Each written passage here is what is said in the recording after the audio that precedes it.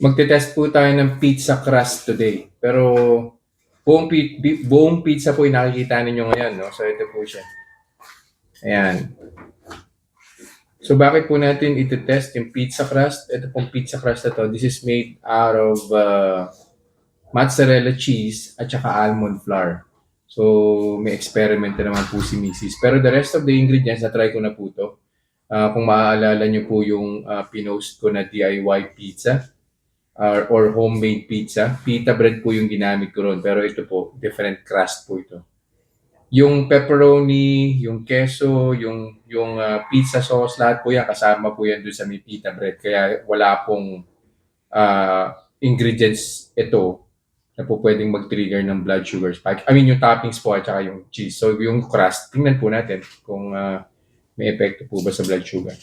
Kumuha na po ako ng baseline, 113. So yan po 113 RBS po yan. Kasi baka may magtanong na naman ako ba't mataas. Of course, ginawa ko po yan through the Otay CGM. Yan. Babalik po ako after probably 1 hour lang. Makikita na po natin ito kung meron po bang gagawin ito sa blood sugar.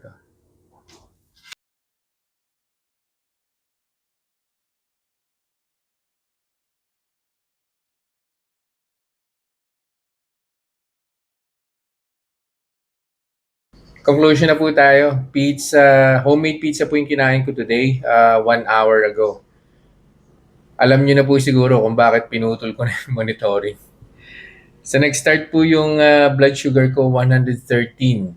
After 60 minutes or after 1 hour, yung Otay CGM 112 po yung blood sugar. So bumaba po siya ng 1 unit.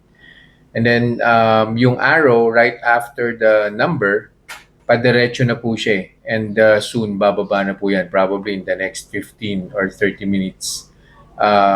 Magle-less than 110 na po yan, or baka mag-less than 100 pa po yan, or probably on the second hour magle-less than 100 na po yung blood sugar ko. Ang conclusion po natin, well, sinabi ko na naman po kanina, no, yung toppings, yung cheese, yung pizza sauce, tested na po yan. Ginagamit ko po yan sa pita bread dati, yung homemade pizza rin po. So, ibig sabihin yung crust na ginamit po for this experiment, wala din pong ingredients that would trigger a blood sugar increase. So, again, no, mozzarella cheese, at saka almond flour po yung ginamit po doon.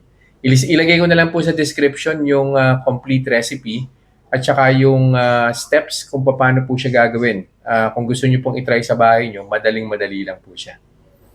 So, yun lang po for this review. I'll see you guys in the next vlog. Bye-bye. Reminders lang po, huwag pong mag-aanli. Always eat in moderation. Di po ako doktor, so whenever in doubt, konsulta po kayo sa doktor ninyo. And yung results po ng mga review na ginagawa ko, it may vary. So huwag niyo pong i-expect na yung resulta sa akin is magiging kapareho po ng resulta sa inyo. So yun lang po. Have a nice day.